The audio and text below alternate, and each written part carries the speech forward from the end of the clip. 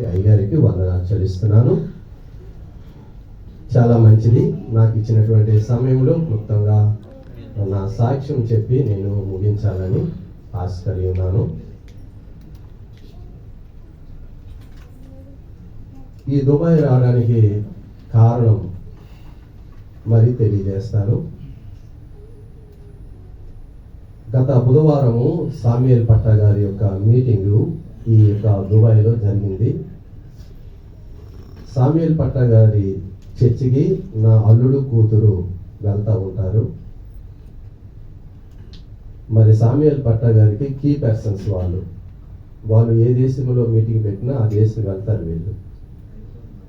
అయితే దుబాయ్ వెళ్తున్నాం కదా, మా డాడీని మా మమ్మీని తీసుకువెళ్దామని మా పాప జ్యోత్స్న అనుకుంది.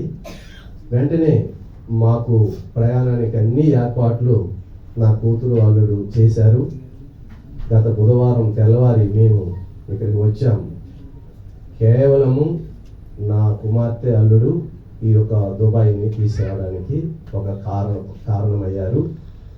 ఈరోజు సండే కనుక దేవుని యొక్క మందిరంలో నేను ఉండాలి, దేవుని యొక్క వాక్యం వినాలి, ఆధ్యాత్మికంగా బలపడాలనేటువంటి తపనతో ఉండగా రంజిత్ అలాగే సహోదరి అదస్స వారు ఇక్కడ ఉన్నారు.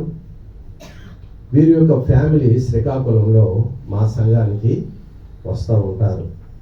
మరి రంజిత్ అన్నయ్య డానియల్ ఇక్కడ ఎలాగైతే పాస్టర్ గారికి సహకారిగా ఉంటున్నారో ఆ శ్రీకాకుళంలో మా మందిరంలో కూడా డానియల్ మరి సహకారిగా ఉంటాడు. అన్ని పనులు తను ఆదివారం చేస్తూ ఉంటాడు.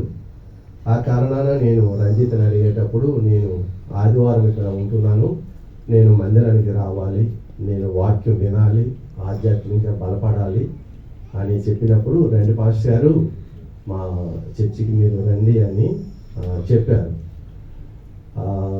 ఇక్కడ వాక్యం వినడానికి నేను వచ్చాను. కానీ దైవ సేవకులు కొన్ని మాటలు చెప్పాలని వారు నన్ను ప్రోత్సహించి అవకాశం ఇచ్చారు కనుక నేను క్లుప్తంగా నాకు ఇచ్చినటువంటి సమయంలో నేను చెప్పి ముగిస్తాను. నా పేరు